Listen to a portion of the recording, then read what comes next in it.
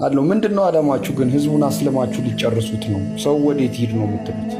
ሰው ወደ አምላኩ ሊሄድ ይገባዋል። ወላሂ የመዳን ቀን ዛሬ ነው ልጆች። ይህ የጌታ ፍቃድ ነው። አላህ ሱብሓነሁ ወተዓላ ቀድ አፍለሃል ሙእሚኑን አለ። አማኞችን በእርግጥም ዳኑ ይላል። አራት ነጥብ። የምእመናን ምዕራፍ የሚል ራሱን የቻለ ስለ አማኞች የሚናገር ምዕራፍ አለ በቁርአን ላይ። አማኞች ምን ይሆናሉ ከተባለ ዳኑ ብሎ የመጀመሪያው ቃል ቀድ አፍለሃል ሙእሚኑን በእርግጥም ብሎ ነው የሚናገረው። በእርግጥም አማኞች ዳኑ። አራት ነጥብ። አያር ወደ ነቢያት መንገድ ነው። ወደ ነቢያት መንገድ ተመለሱ። ጠዋት የሆነ ቪዲዮ ሰርች ነበር። አንዲት ልጅ ትናንትና በጠየቀችው ላይ እንዳጋጣሚ ዝም ብዬ ገባ ስለ እንዳለ የስድብ ማለት። አረ ክርስቲያኖች አስተውሉ፣ የተናገርኩትን ነገር አስተውሉ። የተናገርኩት ነገር እዛ ላይ አምላክ የትኛውን ሃይማኖት ደንግጓል? ከሁለቱ መጽሐፍ አንጻር በእስልምና ስናይ ጊዜ አምላክ ራሱ እስልምና እንደደነገገው ነግሮናል። ለነቢያት ደንግጎ እንደሰጣቸው፣ ነቢያት እንደሰበኩት፣ ሙስሊሞች እንደነበሩ ቃል በቃል ማስረጃ ተናገርኩ። ይሄ ነገር ደግሞ ወደ መጽሐፍ ቅዱስ ስንመጣ ጊዜ እግዚአብሔር ክርስትናን አልደነገገውም። ክርስቲያን ሆኑ ብሎ አላዘዘምም። ነቢያቶችም ክርስቲያን ሆኑ ብሎ ህዝቦቻቸውን አላዘዙም። የተነገረበት ቦታ ካለ እዚህ ቦታ ተብሏል ብሎ የሚናገር አንድ ትውልድ እኮ አይጥፋ። ሙሐመድ እንደዚህ ነው፣ አላህ ሙሐመድ እንደዚህ ላድርገው እንዳለ ስድባቸው። በምንድነው ጭንቅላታቸውን እየሞላቸው ያለው? ቆም ብላቸው አስቡ። ወላሂ ለአዚም እነዚህ አስተማሪዎቻቸው እያጠፏቸው ነው ያሉት። ወደ ገሃነም እየጎተቷቸው ነው ያሉት። ዛቻ አለ። ሰው እንዴት አይ ይሄ መጽሐፌ ላይ እንዲህ አለ እንኳን የሚል አንድ እንኳን ይጥፋ። አይ እግዚአብሔር እንዲህ ብሎ ለነቢያት ደንግጎላቸዋል ክርስቲያን ሆኖ ብሎ አለቀ በቃ። እንደዚህ ማድረግ እየተቻለ ካለ ዛቻ አለ አይደል? ያ አላህ ይስጣል። አላህ ይዲኩም። ነብዩ መሐመድን መሳደብ መልስ አይደለም እኮ ሰለላሁ ዐለይሂ ወሰለም። እርሳቸውን መሳደብ መልስ አይሆንም። እንደነ ደግሞ የተወሰነ አይቼ ነበር ቅድም እንዳጋጣሚ ወጣ እንዳልከዝህና መልስ ምንድነው እንትናቸው ማስረጃቸው ሂስትሪ መጽሐፍ ስንተኛ ክፍል ላይ የተማር ነው ያጀማ እስልምና የመጣ ከ600 ዓመት እንትን በኋላ እንዳለ ማስረጃቸው። ሰው መጽሐፍ ቅዱስ ላይ ማስረጃ የለም እንዴ? የሂስትሪ ነው ፊዚክስ ላይ ሲቪክ መጽሐፍ ላይ እስልምና የመጣ ከክርስቶስ ልደት ከ500 ዓመት በኋላ ማስረጃ ምንድነው? ኬሚስትሪ መጽሐፍ ሂስትሪ መጽሐፍ 8ኛ ክፍል ላይ ነው አይደለ? ሰው እንዴት ነው ከዚህ ማስረጃ ሊይዝ የሚችለው? መጽሐፍ ላይ ካለ እግዚአብሔር ክርስቲያን ሆኖ ብሎ ደንግጓል ወይ? መጽሐፉ ላይ የለም። ነቢያቶች ክርስቲያን ሆኖ ብሎ ህዝቦቻቸውን አዘዋል ወይ? የለም። ነቢያቶች እኛ ክርስቲያኖች ነን ብለዋል ወይ? የለም። ተወት፣ ችግር የለውም። እሺ እንደው ከአዲስ ኪዳን ባለቤቶች አንድ ነብይ ጠቅሶ ሙሴ ወይ አብርሃም ክርስቲያን ናቸው ያላሉ ወይ? የለም። ታዲያ ክርስቲያኖች ክርስቲያን የተባሉት መቼ ነው? እዛው ማስረጃውን ጠቅሼላቸዋለሁ። የሐዋርያት ሥራ ምዕራፍ 11 ቁጥር 36 ላይ ደቀ መዛሙርትን በአንጾኪያ ለመጀመሪያ ጊዜ ክርስቲያን ተባሉ ይላል። መቼ? ክርስቶስ ካረገ በኋላ ነው ክርስቲያን የሚለው ስያሜ የተሰጣቸው። አያቸው አይደለ? እስከ ክርስቶስ ከነበረበት ዘመን ድረስ ከቀደምት ነቢያትም እንዲሁም አንዲትም ቦታ ክርስቲያን ነው ተብሎ የታዘዘበት ቦታ ያለ እግዚአብሔር አላዘዘም። ስለዚህ ማን ያወጣው ይሄን ስም ብዬ ደግሞ እዛ ነገርኳቸው። ክርስቲያን ተባሉ ነው የሚለው። አምላክ ነው ያላቸው አይደለም። ነቢያት ነው ያሏቸው አይደለም። ሰዎች ናቸው ክርስቲያን ብለው ያወጡት። ይሄን ስም ራሱ ሰው ያወጣው ስም ሃይማኖት ስያሜ ነው ክርስቲያን የሚለው። እስልምና ስንመጣ ስል ነቢይ ራሱ አይደለም ያወጣው አምላክ ራሱ። ወረዲቱ ለኩም ልኢስላም ዲና ይላል። ይህን እስልምናን ሃይማኖት ደነገግኩላችሁ ራሱ ይላል፣ ወደድኩላችሁ ይላል።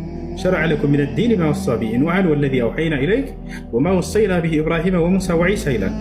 እነሆ ይህን እስልምናን ሃይማኖት እኔ ደነገግኩላችሁ ይላል ፈጣሪ ራሱ። ከዚህ በፊት ለኖህ ለአብርሃም ለሙሴና ለመሲሁ ደንግጌው የነበረውን እያለ ይናገራል። ለቀደምት ነቢያት እንደደነገገው ቃል በቃል አለ። መጽሐፍ ቅዱስ ላይ ያለው ይህን ጭራሽ እግዚአብሔር ነቢያቶች እነ ሙሴን ክርስቲያን ሆኑ ብሏል ወይ? አላለም። እሺ እነ ሙሴ ህዝቦቻቸውን አዘዋል ክርስቲያን ሆኑ ብለው አላሉ። እሺ እኔ ክርስቲያን ነኝ ብሎ የተናገረ አንድ ነቢያን እንዳው ለታሪክ ወፍ የለም። ነገ ከአምላክ ፊት በምትቆሙ ጊዜ በዚህ እምነት ላይ እንድትሄዱ አዝዤ ነበር ወይ ቢላቸው መልሱ ምንድን ነው የሚሆነው? እኛ ሲያው መልሳችን ይዘናል። ወደዚህ ወደ ነቢያት ነገር እንጠራቸዋለን። አላህ በቁርአን ላይ ወቁል ለለዚነ ኡቱል ኪታብ ወልኡሚይን አስለምቱ ማለት ሙሐመድ ሆይ ለነዛ ለአይሁድና ለክርስቲያኖች ስለሙ በላቸው አስተላልፉ ብሏቸዋል፣ አዟቸዋል። ግዴታ እንደሆነ በእርሳቸው ላይ ይሄን ማድረስ እናንተም ጭምር እንደተላኩ በቁርአን ላይ አላህ ይገልጻቸዋል። ቁል ያ አህለል ኪታብ ቀድ ጃአኩም ረሱሉና ዩበይኑ ለኩም ከሲረን ሚማ ኩንቱም ተኽፉነ ሚነል ኪታብ ወየዕፉ ዐን ከሲር። እናንተ አይሁድና ክርስቲያኖች ሆይ እነሆ መልእክተኛዬ ለእናንተም ጭምር መጥቶላችኋል ይላል። هذا ለዚህ ሙት ሳይመጣባችሁ በፊት ወደዚህ ወደ ነብያት መንገድ ተመለሱ። ምሬ ነው። ቆም ብላችሁ አስቡ። እንዳለ ጭንቅላታችሁ ውስጥ የሚሞላችሁ እነዚህ ሰዎች ምንድነው ጥላቻን ነው የሚሰብኳቸው። ያተሻለ አይደል? መጽሐፍ ላይ ያለ ነገር ቢያንስ ሰው እንትን ብሎ እምነቱን ያኔ እርግጠኛ ሆኖ እንዲይዝ እንኳን ያኔ እንዲሄዱ የሚያስተምራቸው ነገር የለም። መሐመድ እንደዚህ ነው እንደዚህ ነው እንደዚህ ይመሰፋን። ማንኛውም ቆም ብላችሁ አስቡ። ቁል ኢነማ አዒዙኩም ቢዋሂዳ አን ተቁሙ ሊላሂ መስና ወፍራዳ ثم ተተፈከሩ። አምላክ አላህ ምን ይላል? ሙሐመድ ሆይ ለሰዎች እንዲህ ብለህ ንገራቸው፣ እኔ በአንድ ነገር ነው መመክራቸው፣ አንድ ሆናችሁም ወይንም ሁለትም ከዚያ በላይ ሆናችሁ ቆም ብላችሁ ለተወሰነ ጊዜ እንድታስቡ ነው። ቆም በልና እስኪ ያለሁበት መንገድ ምንድን ነው? በመጽሐፌ ላይ አምላክ ይሄንን አዞኛል። ክርስቲያን ነቢያቶች ይሄን ነገር ሰብከዋል ወይ? የቱ ጋር ነው ያለው? ነገ ከሞት በኋላ ከአምላክ ፊት መቆም አለ። ይሄን የሚያምን ሰው እንዴት ነው ዛሬ አምላክ ያላዘዘውን ሃይማኖት ይዞ ሊሄድ የሚችለው? በየትኛው ሃይማኖት ላይ ነው እንደቱን ያዘዘ? እዚህ ነው ነቢዩ መሐመድ ሰለላሁ ዐለይሂ ወሰለም የነ አብርሃምን የነ ኢስሐቅን መንገድ ተከተሉ ነው ያሉት። የአብርሃም የኢስሐቅ የያዕቁብ የነዚህን መንገድ ይዘው ነው የመጡት። አላህ በቁርአን ላይ ሲመሰክርላቸው በልጃአ ቢልሐቅ ወሰደቀ ልሙርሰሊን ይላል። ሙሐመድ በእውነትም እውነትን ይዞላቸው የመጣው የቀደምት ነቢያትንም መንገድ ነቢያትንም ሁሉ ያረጋገጠ ነው ይላቸዋል። ይላቸዋል አረ ወዝኩር ኢብራሂም ወኢስሐቅ ወያዕቁብ ኡሊል አይዲ ወልአብሳር። ሙሐመድ ሆይ በዚህ በመጽሐፍ ላይ አብርሃምን፣ ኢስሐቅን፣ ያዕቁብን አውሳላቸው ለትውልዶች ይላል። ኢና አኽለስናሁም ቢኻሊሰትን ዚክረ ዳር ወኢነሁም ዒንደና ለሚነል ሙስጠፊን አልአኽያር። እነዚህ ከኔ ዘንድ የተመረጡ ቁንጮዎች ናቸው እያለ ይገልጽልናል። የጽድቅ ማማዎች ናቸው እነዚህ ነቢያት። የእነዚህን መንገድ ተከተል እያለን ያዘዛቸው ምን ይላል አላህ? ወጃሂዱ ፊላሂ ሐቀ ጂሃዲሂ ሁወ እጅተባኩም ወማ ጀዐለ ዐለይኩም ፊዲን ሚን ሐረጅ ሚለተ አቢኩም ኢብራሂም ይላል። ይህ እስልምና የአባታችሁ የአብርሃም መንገድ ነው ይላል። ሁወ ሰማኩም ልሙስሊሚን ሚን ቀብል፣ አብርሃም ከዚህ በፊት ተከታዮችን ሙስሊሞች እያለ ይሰይማቸው ነበር ይላል። ሀዛ አለዚ ነድዑኩም ኢለይህ፣ ወደዚህ ነው እንጠራችሁ፣ ወደ ነቢያት መንገድ። በዚህ መንገድ ላይ አንድ ሆነን የነቢያትን መንገድ ተከትለን አብረን ገነትን እንግባ ነው፣ ከእሳት እንዳን ነው። አሰላሙ አለይኩም ወረሕመቱላሂ ወበረካቱ። ማታ እንገናኛለን ኢንሻአላህ። መልካም ጊዜ ይሁንላችሁ።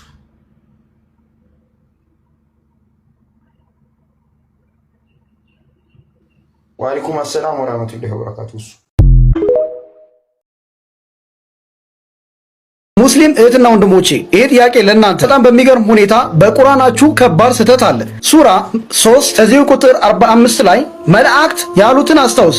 መርየም ሆይ አላህ ከእርሱ በሆነው ቃል ስሙ አልመሲህ ኢሳ የመርየም ልጅ በዚህ ዓለምና በመጨረሻውም ዓለም የተከበረ ከባለሟሎች በሆነው ልጅ ያበስርሻል አላት። መልአኩ መጥቶ ነው እያበሰራት ያለው። ያው ጅብሪል የሚባለው መልአክ ወይም ገብርኤል በእኛ የምንለው ገብርኤል የምንለው መልአክ።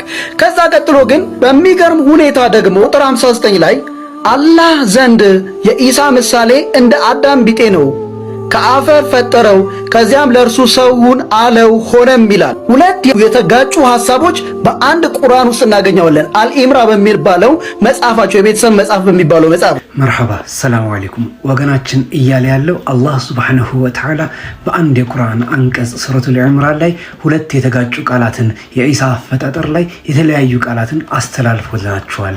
አንደኛው ላይ ከእርሱ በሆነው ቃል ያበስርሻል ሲላት፣ ሁለተኛው ላይ ደግሞ የአደም ቢጤ ነው ከአፈር ነው የተፈጠረው እያለ ነው። ታዲያ የኢሳ አፈጣጠር ከሁለቱ የትኛው ነው? እንዴት እርስ በርሱ ይጋጫል የሚል ነው። ይህን የቁርአን አንቀጽ ማለት ነው ሙሉውን ሁለት ጊዜ እንኳን ደግሞ ያነበበው ሰው እነዚህ አንቀጾች የሚጋጩ ሳይሆን እንዲያውም በአማራ ሁኔታ የሚስማሙ መሆናቸውን ይረዳ ነበር። እንዴት? ቪዲዮ ኡማው ሁሉ ጋር እንዲደርስ በደንብ ሼርና ኮፒ ሊንክ በማድረግ እንድታሰራጩት እጠይቃለሁ። ኢንሻአላህ ወደ ምላሹ ስንገባ አላህ ሱብሓነሁ ወተዓላ ቁጥር 45 ላይ በግልጽ ቋንቋ ስለ ኢሳ አለይሂ ሰላም አፈጣጠር ለመርየም ባበሰሯት ሰዓት ያለውን ቃል ሲነግረን በዚህ አንቀጽ ውስጥ ስለ ሁለት ግለሰቦች ነው እያወራ ያለው። በመጀመሪያው 45 ላይ ስለ ኢሳ አለይሂ ሰላም አፈጣጠር፣ በ59 ላይ ደግሞ ስለ አደም አለይሂ ሰላም አፈጣጠር እንጂ ስለ አንድ ግለሰብ አይደለም። ወገናችን መረዳት ያቃተው ይቺን ነጥብ ነው። ምክንያቱም በመጀመሪያ ኢሳ የአላህ ሱብሓነሁ ወተዓላ የሁን ቃሉ መሆኑን እንደዚሁም ብስራት መሆኑን በመርየም አማካኝነት የሚገኝ መሆኑን ከገለጸ በኋላ ቁጥር 59 ላይ ዒሳ ታዲያ ማን ነው? ዒሳ ከየትኛው ወገን ነው የሚወከለው የሚለውን የሚነግረን ማን ነው? ራሱ ጌታችን አላህ ሱብሓነሁ ወተዓላ ነው። ምክንያቱም ሌላ ስለማያውቅ ማንም ማለት ነው። ከየትኛው ዘረመል ነው? ከሰው ልጅ ከአደም ዘር ነው ወይስ ከጅኖች ከኢብሊስ ዘር ነው ወይስ ከመላእክቶች ከጅብሪል ዘር ነው? ከየትኛው የሚለውን ሲነጥልን ምን አለ? አላህ ዘንድ ብሎ ነው የጀመረው። አላህ ዘንድ ከአደም ቢጤ ነው። ይሄ ማለት ኃይለ ቃሉ ምንድን ነው? ዒሳ አለይሂ ሰላም ሰው ነው፣ ደመደመ። ጌታ አይደለም፣ መልአክ አይደለም፣ የጂኖች ዘር አይደለም፣ ሌላ ፍጥረት አይደለም፣ በቃ ሰው ነው። ሰው የሚለውን ሲደመድምልን ከአደም ቢጤ ነው። ቢጤ ማለት ማለት ነው ዘር ማለት ነው፣ ተመሳሳይ ማለት ነው። የአደም ቢጤ ነው፣ በቃ ሰው ነው ብሎ ጨረሰ እዛች ጋር። ከዛ ቀጠልና ስለማን ማብራራት ጀመረ? ስለ አደም አለይሂ ሰላም። ዒሳን የአደም ቢጤ ነው ካለ በኋላ አደምስ ምን አይነት ነው ታዲያ? አደም ምን አይነት ቢጤ ነው? ስለ አደም መነገር አለበት። ስለ አደም መንገር ያለበት ማን ነው? ራሱ ጌታችን እንጂ ሌላ ማን ሊያብራራ ይችላል? ምን አለ ስለ አደም ሲቀጥል? ከአፈር ፈጠረው ሁን አለው ሆነም። ሰው ሁን አለው ሆነ እያለ ያለው ስለማን ነው? ስለ አደም እንጂ ስለ ኢሳ አይደለም። አላህ ሱብሓነሁ ወተዓላ ኢሳ የአደም ቢጤ ነው ካለ በኋላ አደም ምን አይነት ነው ታዲያ? ቢጤው አደም ምን ነበር ሲል አፈር ነበር። ከአፈር ፈጠረው ሁን አለው ሆነም ይላል። ታዲያ ኢሳና አደም በምን በኩል ነው ቢጤነታቸው የሚገናኘው ካለን በእናታችን በመርየም አማካኝነት። መርየም ምንድነች? በእናቷም በአባቷም ሰው የሰው ዘር ነች። ለምሳሌ እኔና እናንተ ሁላችንም ከአፈር ነው የተፈጠርነው፣ ወደ አፈር ተመላሾች ነን ስንል እናትና አባቶቻችን አፈር አብኩተው ፈጠሩ ማለታችን አይደለም። የኛ ዘረመል ቅድመ አሰራራችን ከአፈር የተገኘን የአደም ቢጤዎች ነን፣ የአደም ዘሮች ነን። ዘረመላችን አደም ነው ለማለት ፈልገን ነው።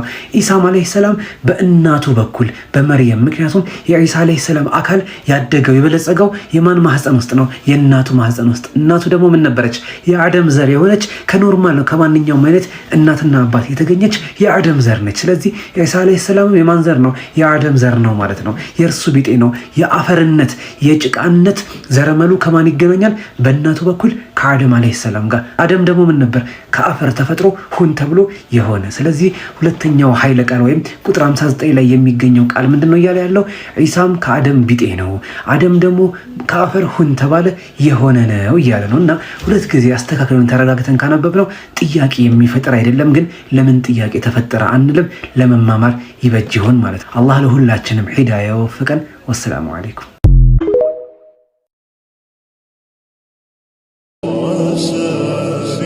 ሰላም አለይኩም ወራህመቱላሂ ወበረካቱ። ብዙ ጊዜ ብዙዎቻችሁ የምትጠይቁኝን አንድ ጥያቄ በሱ ላይ ደግሞ በሐያቱ ላይ መጥተው ስላየሁትኝ ልጠይቅላችሁ ከጅዬ ነው። መልእክቱን ከራሱ ትሰሙታላችሁ።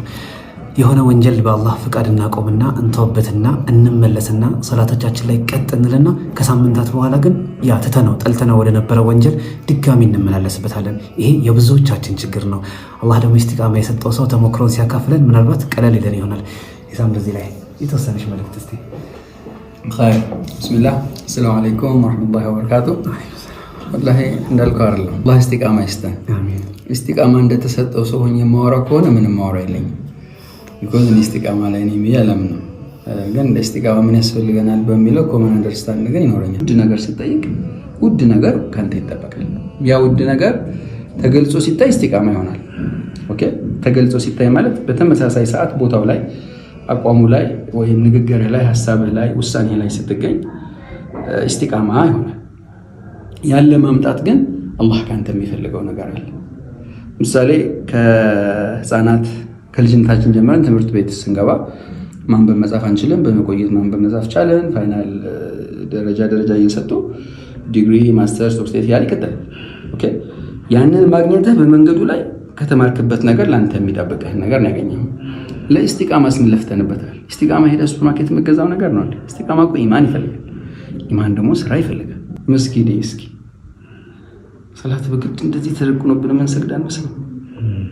ቁጭ እኮ ምንም የተለየ ነገር የለንም። ለሐቁ የሆነን ያልወደድከውን ወይ አላህ ያን ነገር አልወደድልኝም ብለህ ያሰብከውን ነገር ትተህ ወደ ሌላ አላህ ጋር ያቀርበኛል፣ በዚህ አላህና መልእክተኛ ሰለላሁ ዐለይሂ ወሰለም አስደስታለሁ ብለህ ያሰብክበትን ነገር ለማድረግ የመጀመሪያው ሐሳብ አንተ ላይ የሚመጣው እዚህ አይነት ኸይር ነገር ስታስብ ፈተና እንደሌለው ካሰብክ በራሱ አንዱ ቻሌንጅ እሱ ነው። ኸይር ነገር ስታስብ ሁሌም ቻሌንጅ አለ። ፈርድ ሰላትን በሱናት ይዘታል። ሸይጣን ሁሌ የሚፈተተነ ፈርድ ነው። ፈርድ ብቻውን ስለሆነ ሱና አድርግበት እስኪ ፈርድህ እኮ አይነካም። ሁሌ የሚፈተተነ ሸይጣን ሱናህን ነው። ሱናህን ስትነካ ፈርድህን ኢማሙ በዚህ ወክላ ሰላምቱ በዚህኛው አንተ ውጭ ነው። አየህ በአንድ ቀን አይደለም ይመጣው። አንተም ወደ አላህ ስትቀር የአላህን ነገር ስታስተካክል ቁርአን መቅራት ከፈለክ እንደ እኔ ተሞክሮና እንደ አንዳንድ እኔ እንዳስተማሪን ሸኾች ተሞክሮ ብዙ ፔጅ ባንዴ ከምትቀራ ሁሌ ትንሽ ትንሽ ውሰድ እስኪ። አንድ ይጣፍጣል። ሁለተኛው ቁርአኑን እየቀራው ፊል አድርግ እስኪ። የአላህ ቃል ነው ለማስተንተን ሞክር። ወደኸውን ያደረክ ያለው ነው ተገደህ ነው? ምንድን ነው ያስገደደህ? አላህ ነፃነቱን ያለ ገደብ ሲሰጥህ ራስ ላይ አዛዥ ናዛዥ መሆን ፊሊንግ ስሜት ለምን በዚህ ደረጃ ድንበር እንድታልፍ ትሆናለህ? አስገድዱህ ብትቀራ እኮ ወይም ደግሞ በምክንያት ብትቀራ የተሻለ ከዛ በላይ ትቀራ ትገደዳለህ። አላህ ነፃነቱን ስለሰጠህ እንዲህ እንኳን ብዙ እንድንቀራ ያደርገን ነፃነት መስጠቱ፣ መለመኑ፣ መንከባከቡ፣ መጥራቱ፣ ርህራሄው፣ እዝነቱ አላህን ወደነው ቁርአን እንድንቀራ ሲሆን ያኔ ቁርአን የሚጣፍጠን ይመጣል። ስንዘክርም 100,000 200,000 ስለማለት አላህ ያለላቸው ታላቅ ባሪያዎቹ አድርገውታል።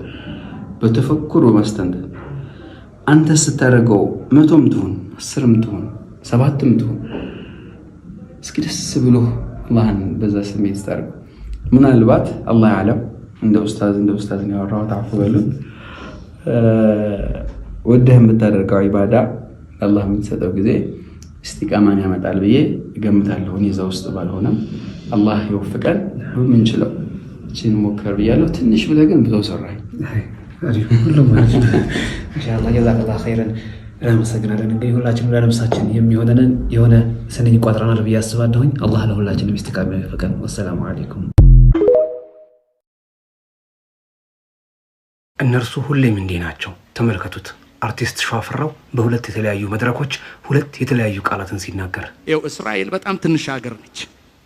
አረቦቹ ከዚህም ከዚያም ሚሳኤል ሲወረውሩባት በንቃት የሚጠባበቅ ሚሳኤሉን የሚመክት አይሮን ዶም የሚባል መሳሪያ አላት። ታውቃለህ? ድው ወሲት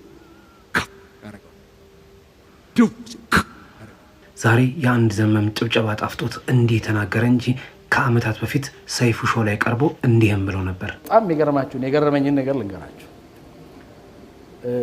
እኔ አልገምትም፣ እናንተ ትገምቱ እንደሆነ አላውቅም። ፍልስጤሞች ኢትዮጵያን እና ሕዝቧን በጣም ነው የሚወዱት። አይገርምም? ኢትዮጵያና ነን ስንላቸው በቃ አሜዚንግ፣ በጣም ተደሰቱ። ከምን የመነጨ ነው? እኔ አላውቅም። ሁለት ነገር እጠረጥራለሁ። አንድ የኢትዮጵያ መንግስት ያው አገሪቷ ነፃ ሀገር እንድትሆን ሰፖርት የሚያደርግ ይመስለኛል፣ ማለት የሚደግፍ ይመስለኛል። ሁለተኛ ፍልስጤም ውስጥ አንድ ቤተክርስቲያን ነው ያለው። ወይዘሮ አማረች ባንቴርጎ የሚባሉ ሴትዮ የሰጡት ቤታቸውን ሰጥተው ቤተክርስቲያን ተሰርተውበታል። ፍልስጤም ውስጥ ያለው አንድ ቤተክርስቲያን የኢትዮጵያ ቤተክርስቲያን ነው። የሚገርማችሁ ነገር ታዲያ እንደዛ ያለውን ቅጥፈት የሚቀጥፉት ሀቁ ጠፍቷቸው ይመስላችኋል? አይደለም። ልክ ምእመኑ ፊት ሲቀርቡ መድረኩ ላይ ሲወጡና ማይኩን ሲጨብጡ ለምን እንደሚቀየሩ ታውቃላችሁ? እነርሱ የሚናገሩት ምእመኑ መስማት የሚፈልገውን ነው። ምእመኑ መስማት የሚፈልገው ደግሞ የማይፈልገው ዓለም ሲዘለፍለት ሲንኳሰስለትና ሲሰደብለት ብቻ ነው። ጭብጨባና እልልታ አሜንታ ሲፈለግ እንዲሰማ የሚፈልጉትን ብቻ ያሰሙታል። መራር የሆነው እውነት ወደ ውስጥ ውጣውት ማንነታቸውን ክደው ማለት ነው። ሀቁ ሳይጠፋቸው እስራኤላውያን ከኛ ከሙስሊሞች የበለጠ ክርስቲያኖችን እንደሚጠሉ አሳምረው ያውቁታል። ኢየሱስን ያሳደዱት፣ ክርስቲያኖች ላይ የሚታፉት፣ ክርስትናን የሚዘልፉ የሚያንቋሽሹና የሚንቁት፣ ቤተ ክርስቲያናትን የሚያቃጥሉት፣ የተከበረ ቦታችን የሚሉት ኢየሩሳሌምን እንኳን ሄደው እንዳይጎበኙ የታገዱት እነርሱ ናቸው። ግን አሜን ብለው ስለሚቀበሉና ልክ እንደኛ እንደ ሙስሊሞች ለመብታቸው ስለማይታገሉ ዋጋ ስለማይከፍሉና እሺ ብለው ስለሚቀበሏቸው ከተራ ነገር እንኳን አይቆጥሯቸውም። ታዲያ የአገራችን ክርስቲያኖች ለምን እስራኤልን ይደግፋሉ ካልን ሙስሊምን ስለሚጠሉላቸው ብቻ፣ ከሙስሊም ጋር ሁሌም ኮንፍሊክት ውስጥ ስለሚገቡላቸው ብቻ፣ ከኛ ጋር ያላቸውን ጠላትነት ስለሚወዱት እስራኤላውያንን ሳይፈልጉ ይደግፏቸዋል። ከኛ የበለጠ እየጠሏቸው፣ ከኛ የበለጠ እያንቋሸሿቸው፣ ጌታ ብለው የሚያመልኩትን ኢየሱስን እያዋረዱባቸው ለእነርሱ ክብርና ፍቅር ድጋፍ ሲያሳዩ እንመለከታቸዋለን። ውስጣቸው ግን ያ ነገር ሀቅ እንዳልሆነ አሳምረው ያውቁታል። ከ100 እስራኤላውያን ውስጥ ከ20 በላይ የሚሆኑት ሙስሊም ናቸው። 1 ወይም 2 የሚሆኑት ክርስቲያን ናቸው። ሌላው አይሁድ ነው። በአንጻሩ እንኳን እኛ እንበዛለን። ነገር ግን አርቲስቱን ቢያላዝን አዝማሪውን ቢዘፍን እኛ ዘንድ ትዝብትን ያተርፋሉ እንጂ ከትግላችን ወደ ኋላ አንልም። እኛ ሙስሊሞች ዓለም ላይ ካለው ሙስሊም ማህበረሰብ ጋር ሁሉ የአንጀታችን ደም ስር እትብታችን በአንድ ቋጠሮ የተጋመደ ነውና የአንዱ ቋጠሮ ሲነካ ሁላችንንም ያመናል፣ ይረብሸናል። ይህ ነው ዓለም አቀፋዊ ወዳጅነት፣ ዓለም አቀፋዊ አንድነት፣ ዓለም አቀፋዊ አንድ ጌታ አምላኪነት ማለት ይህ ነው። አንድ ቦታ ተነክቶ ሌላው በሰላም ማደር ሳይችል ሲቀር፣ አንዱ እያለቀሰ ሌላው በፈገግታ ሲያመሽ፣ አንዱ እየተራበ ሌላው በመጠገቡ ሲዝናና፣ ይህ ዓለም አቀፋዊ ማንነትን የሚሸረሽር ራስ ወዳድነት ይባላል። እኛ ሙስሊሞች እንደዛ አይደለንም። ኢንሻአላህ በትግላችን ፍሬ የመጨረሻውን ሳቅ የምንስቀው እኛ ነን። አልሐምዱሊላህ ረቢል ዓለሚን አላ ኩሊ ሐሊን።